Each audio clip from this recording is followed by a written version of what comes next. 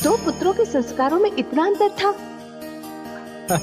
महादेवी, एक ही डाली पर खिले दो पुष्पों में से एक को स्थान मिलता है देवता के चरणों में, तो दूसरे को अर्थी पर। एक ही मेघ की गोद से निकली दो बूंदें एक मोती बन जाती है, तो दूसरी अंगारे पर गिरकर भस्म हो जाती है। ये सब फल होता है इस सत्य का कि किसे कैसी संगत मिलती है।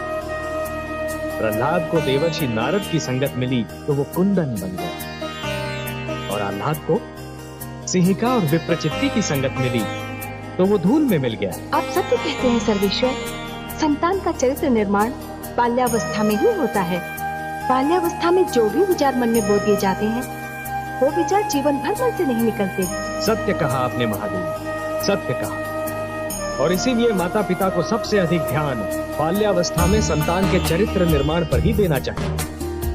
आह्लाद को तो उसके किए का दंड मिल गया, परंतु मैं अपने पुत्र प्रहलाद को अच्छी तरह से जानती हूँ। उसका मन बहुत ही कोमल और दयालु है। वो अपने भ्राता की मृत्यु का दुख कैसे सह पाएगा? वो तो उसे देखकर बिलख उठेगा। जब उसे इस बात का ज्ञान होगा तो उस पर न जाने क्या बीतेगी। देखिए आपने मेरे पुत्र की उदारता का नयन देखा आपने? मेरे पुत्र का हृदय कितना विशाल है। वो जानता है कि आह्लाद ने उसके साथ क्या किया था, फिर भी उसने उसे क्षमा कर दिया। वो जानता था कि आह्लाद उसके प्राण लेना चाहता था, फिर भी उसके जीवन के लिए वो आपसे विनती कर रहा है। महादेवी, आपके इस पुत्र के विषय में तो मैं क्या कहूं। धन्य है प्रहलाद। महादेवी, जिस प्रकार जब जल माटी को गीला कर देता है तो माटी में से सुंदर अंकुर फूटते हैं, उसी प्रकार जब भक्ति मन को उदार बना देती है तो मन में सुंदर विचारों का जन्म होता है। जिस प्रकार वर्षा फूल पर जमी हुई धूल को धोकर फूल को स्वच्छ और निर्मल बना देती है, उसी प्रकार जब श्रद्धा मन को छूती है तो मन को पवित्र और उज्जवल बना देती है। और आपके इस पुत्र के पास तो दोनों शक्तियां हैं, भक्ति और श्रद्धा। फिर तो आपको मेरे पुत्र की विनती सुननी ही होगी। महादेवी, ऐसे भक्त की विनती को मैं अनसुना कैसे कर सकता हूँ?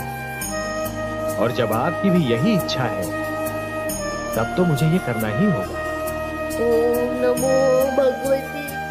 देखा कमल नयन, जब मेरे पुत्र को मारने की योजना बना रही थी तो तनिक भी दया नहीं आई थी उसके नेत्रों में, और अब अपने पुत्र की मृत्यु का समाचार है तो कैसा विलाप कर रही है। यही तो विधि का विधान है महादेवी।